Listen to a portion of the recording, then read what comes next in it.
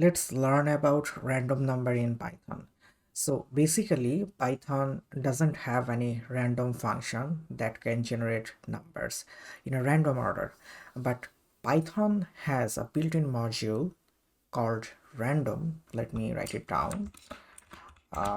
Module. Actually, it is an built-in module. That means Python already have this. All right, built-in module named random that can be used to make random numbers. So let's check it out how it actually works. So let's say I'm simply telling you that, hey, you have to print some random numbers. All right, so what you can do, you can simply use the simple print function and you can add random numbers in it. So let's say you can do it like this. You print a print function, you write a print function and you make more copies of that specific print function, and in those copy you simply write some random numbers like this. But this is troublesome, right? This is really troublesome. And what if I give you a specific range? Let's say I'm giving you a range like your random numbers should be between 1 and 100. Then you have to specifically write numbers randomly, but you also need to keep in mind that your number should be between 1 and 100. So this is pretty much troublesome. This is a lot of manual work. This is almost to the end of 2023. So why we should do manual work when Python is making our life easier, right? So let me show you how you can do that too. So I can simply delete all of the codes because today's video's purpose is not to show you how you can write this thing manually. This is troublesome. This is boring, right? We don't want to do any boring work when we have Python. So we can simply call the inbuilt module random. Now, I know that maybe this is the earlier video where I have started showing you how you can use the built-in module using import statement, or you can say import keyword, but don't worry, this would be covered in more detailed manner in the upcoming videos.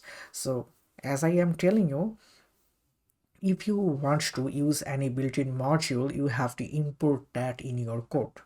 So as I want to work on the random module, so I have to import that. How you can do that? It's very simple actually. Before working on this specific module, you have to import that only once in a file is enough. All right, random, import random. So currently you see that this is kind of grayed out, but don't worry, it is because I haven't used this module at all. So VS Code is telling me random is not random imported but unused. You see, I haven't used it, but whenever I started using it, you see the color instantly changes. So it understands that, yeah, you have imported a module and you have also used it. That's it, nothing else. So I have imported random. Let me simply use uh, helpful comments so that it can help you to understand better. Importing the built-in module. That's it. Now I can simply use the print function, print random numbers. All right, print random numbers. So print random numbers with range. So I can simply call the random, and I can call its fixed function named rand range, and I can simply provide the range. All right, so let's say print and in this print function, I want to call this random because I want to use some specific function this random module has. So random dot that specific function rand range. And if you don't know what it does, you can simply let VS Code do this for you. You see that this takes some parameters. Let's say the first parameter should be start and it's an integer number. The second parameter should be stop and it can be integer or none. And the third and the last parameter should be step. Exactly how many step it should iterate, I would make all of this clear in upcoming videos, I suppose. So let's say today I can simply keep it simple. I can simply provide the initial range, or you can say the start range, and I can simply provide the ending range, and that would be 100. And if I simply run it, you see it's generating a random number between 1 and 100, and this time this is 35. But if I again run it, it's generating another random number 20. So it doesn't matter how many times you run this exact piece of code. Whenever you run it, uh, it is a 99% chance that in each of them you might get a new number, because it is generating the numbers randomly. But in some cases you might also see a similar number again and again if the range becomes very small. So let's say I have given it a range from 1 to 5. So from 1 to 5, it gets only 5 values, right?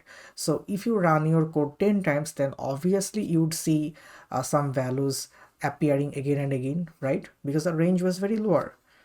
So I hope you have caught me, but I want to meant earlier. And let's say this is how you print a random value. But what if I tell you that, hey, I'm giving you a range. The range is starting value is 1 and the ending value is 100, and you have to print 10 random numbers between this range. So how you can do that, right? So let me simply create another file for it. Let's say I can name it main2.py, and I can simply copy the previous one into the newer one. And now let's make some modifications. So I can simply tell it like I want to print 10 random numbers with range. Now I can simply use a loop. I can simply use a for loop, and yeah, I can simply use a for loop. I know this is too early to show you while loop, but don't worry, I would cover all of them in details later. So I need to specify an initial value. So let's say I'm using I as the iterator. So the initial value would be 0, and I want 10 random numbers to be printed. So I should be less than 10. And if you start to develop I from 1, then I should be less equal to like this. All right. So let me simply keep it simple. This is fine, I guess. And here I can simply print this. The starting value is 1 and the ending value is 100, and I can simply remove these intermediate lines because I actually don't need them anymore right now for this code. I mean, all right, I think this is fine. And if I simply run it, yeah, you see that it's printing a lot of things because it has gone through an infinite loop. Why is that? Because I have initialized the value of I have given it a condition but I haven't told it the breaking condition, like in which cases, in which scenario, when you'd stop. So I have to do that. So the initial value of I equal to 0, it would run until I is less than 10, but after printing each line I should iterate I with 1. All right, so I can simply run it. Now you see that it has printed 1 2 3 4 5 6 7 8 9 10. It has printed 10 specific numbers, random numbers, and all of the numbers are between 1 and 100. So our this small bite-sized project has been finished. So that's it. I hope you have learned something new today.